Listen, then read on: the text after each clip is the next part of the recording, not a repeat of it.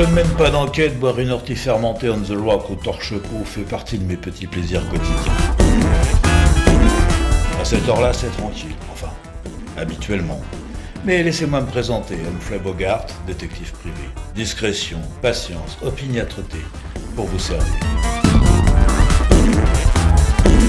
C'est bon les gars, c'est bon, hein. Vaut mieux être sourd que d'entendre ça, me glisse Rino à l'oreille. Je peux pas lui donner tort sur ce point, c'est pas avec des rafales de paix, même lumineux, qu'il va remplir la salle. Alors, on commence ce soir, patron. Désolé les gars, mais ça va pas être possible pour ce soir. Hein. Vous avez vu l'affiche ? Une autre fois peut-être. Eh ben on vous fera signe. Je n'ai pas eu le sentiment que Rino les avait convaincus.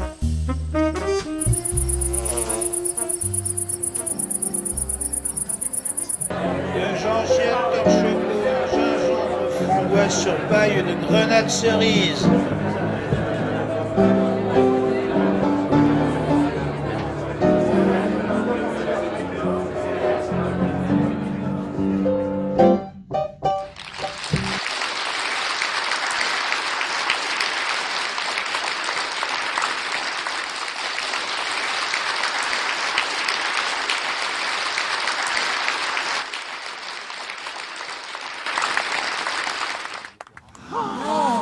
De la part d'un admirateur inconditionnel. Mais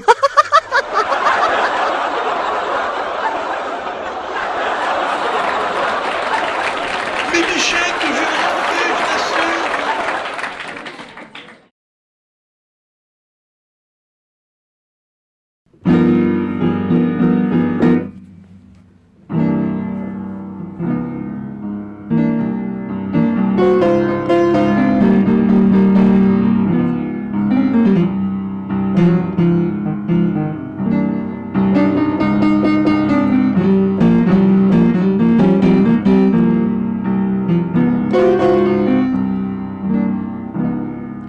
Si loin du pays, joli Basibi, beau dans les souvenirs du soleil au Chili. Basibi chante le blues du pays.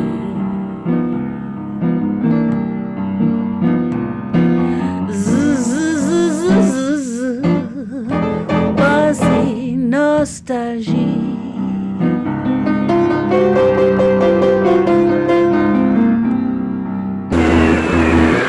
Qu'est-ce qu'il me faut encore cela ?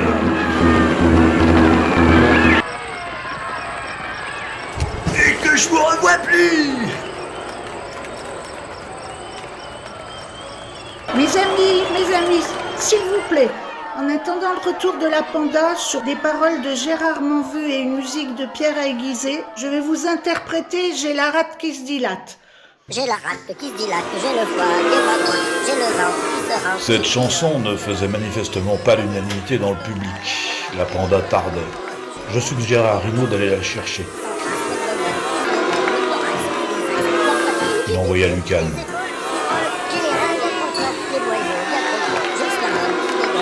Quand Lucan est revenu des loges tout bizarre et qu'il a chuchoté aux oreilles de Rino, j'ai compris qu'il y avait un souci. La panda ? Disparu ? Je restais mandibulé. Rino me demandait de la retrouver au plus vite. La réputation du torche-peau était en jeu. Mes amis, en attendant le retour sur scène de la panda, tournée générale offerte par la maison. Je constatais des traces de lutte dans la loge de la panda. En fait de disparition, je flairais plutôt un enlèvement en bonne et due forme. Et pour l'enlever, il fallait être dans la loge. Or, le dernier à l'avoir vu dans sa loge, c'était Philus. De la part d'un admirateur inconditionnel. Mais je voyais mal un gringalet comme Philus enlever la panda. Encore que l'humiliation peut entraîner des comportements inattendus. Une visite à la fourmilière s'imposait.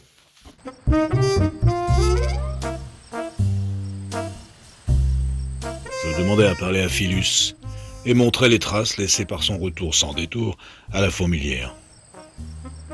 Le soldat est allé le chercher. Et il est revenu avec la femme de Philus, une vraie mégère.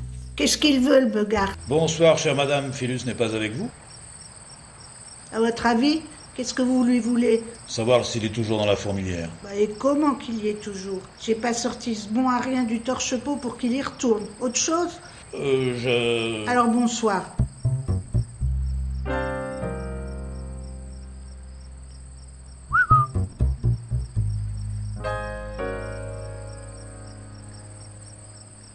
Le soldat me fit quelques confidences. Philus n'était pas le dernier à sortir une fois son dragon de femme endormi. Et ce ne sont pas les sorties dérobées qui manquent dans la fourmilière. Je concevais que Philus se laisse aller à quelques escapades. Il n'en restait pas moins suspect. Pour avancer dans mon enquête, je devais en savoir un peu plus sur cette panda. Connaître les habitudes des victimes, ça peut aider. Une fourmi, la panda! Mais mon jeune ami, votre star est une guêpe sans ailes, car femelle, certes, et originaire de contrées lointaines, certes, mais une guêpe quand même. Les révélations de Worm me poussaient vers le nid des guêpes. Pas de gaieté de cœur, elles sont plutôt rugueuses de caractère, farcies de morale, et il est toujours délicat de les interroger. Salut patron, je vous cherchais. Ça tombe bien la bourde, moi aussi. On a du boulot, une nouvelle affaire. Faut retrouver la panda. Elle est partie? Disparue, la bourde, disparue. Disparue? Mais où ça? T'es fatigant parfois, la bourde.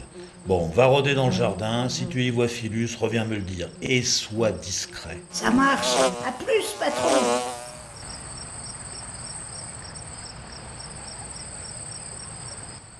Fallait pas avoir le vertige pour aller interroger les guêpes.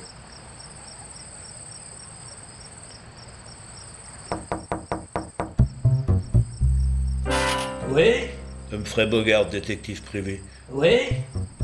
J'ai informé poliment la guêpe sur l'objet de ma requête. Pour être franc, je ne la sentais pas disposée à être très coopérative. Surtout quand je lui révélais que la panda était une guêpe. Une guêpe! Cette créature grotesque, dépourvue d'ailes et de couleurs, grossièrement poilue, mais vous plaisantez! Mais pas du tout, madame, c'est une grande star qui chante au torche-peau et Mes qui... amis, quand bien même elle serait une guêpe et star, comme vous dites, jamais nous n'irions dans ce lieu de perdition qu'est le torche-peau. D'ailleurs, il serait temps qu'il ferme définitivement. Si je peux me permettre, chère madame... Partez avant que je ne vous chasse! J'aurais dû partir avant.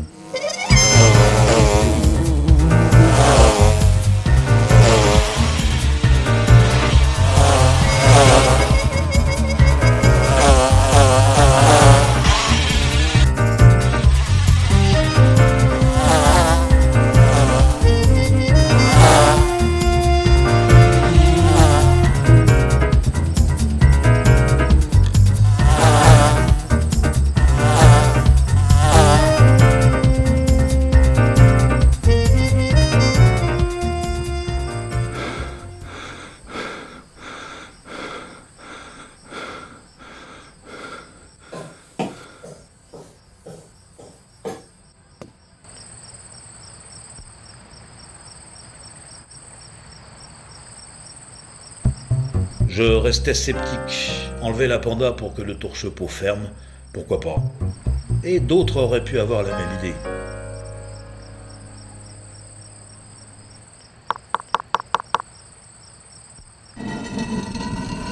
Ouais? Humphrey Bogart, détective privé. Vous répétez là? Ben ouais, Et vous comptez donner un concert bientôt? ben ouais. Il poursuivit en m'affirmant que ce n'était pas parce que le patron du torche-peau était bouché comme un coin qu'ils allaient renoncer à jouer. Et que le jour où il serait star, il jouerait dans toutes les salles des jardins alentours, sauf au torche-peau. Vous êtes au courant pour la panda? Au courant de quoi? Elle a disparu. Une vulgaire caprice de star, mon pote. Pas de quoi s'affoler. Allez, salut!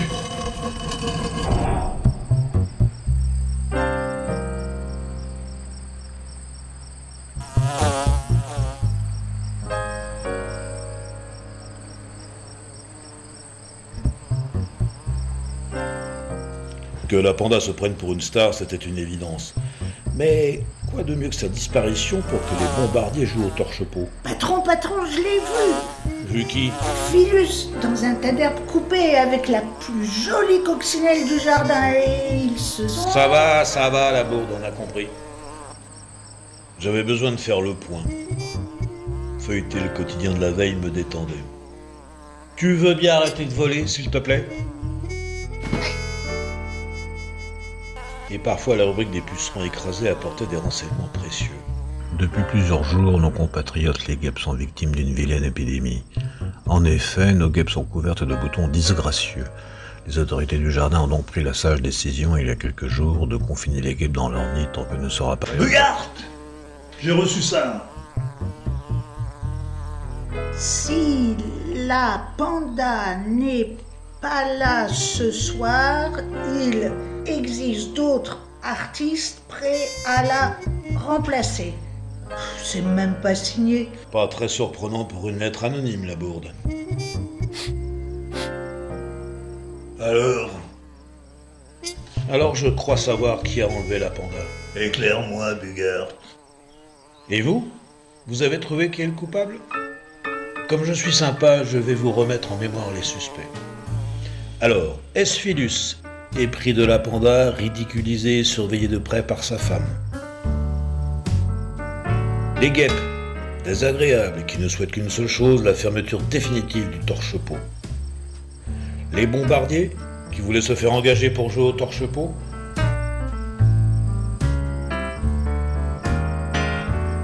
Allez, je vous laisse chercher.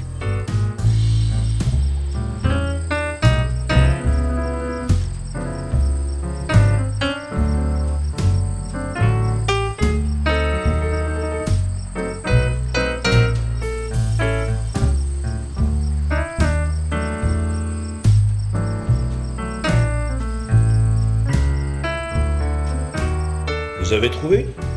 Si oui, bravo. Sinon, j'explique. Ce n'est pas Philus. Nous avons la preuve que Philus est rentré chez lui, un peu forcé. Et c'est vrai que personne ne l'a vu ressortir. Mais rappelez-vous que la bourde l'a vu avec une coccinelle un peu plus tard. Patron, je l'ai vu. Vu qui? Philus, dans un tas d'herbes coupées avec la plus jolie coccinelle du jardin. Ce ne sont pas les guêpes. Si vous avez fait attention, la guêpe que j'ai interrogée avait des boutons sur la figure, mais surtout, un article du journal de la veille informait que les guêpes étaient confinées depuis plusieurs jours. Donc, il leur était impossible de venir enlever la panda.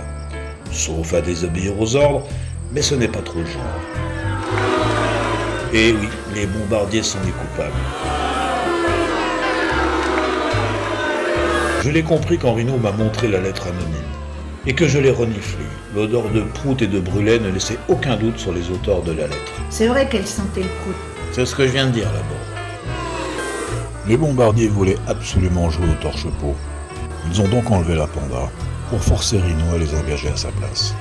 En tout cas, ils peuvent être sûrs d'une chose, c'est qu'ils ne sont pas prêts de jouer au torche-peau.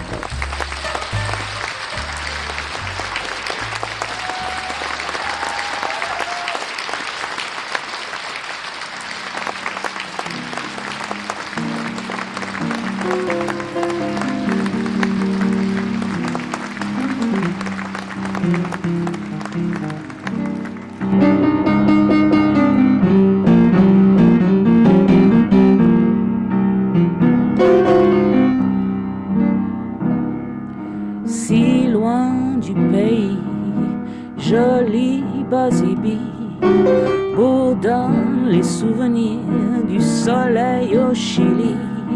Basibi chante le blues du pays.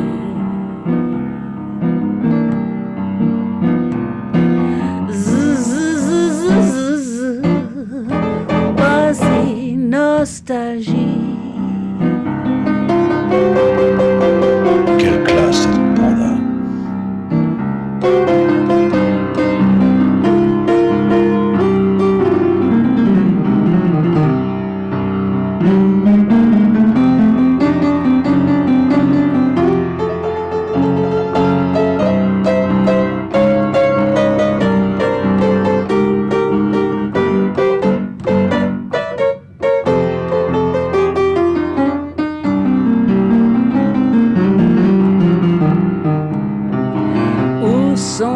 amis, joli Bosibi, toi tu es parti loin de ton pays, Bosibi. Chante la mélancolie.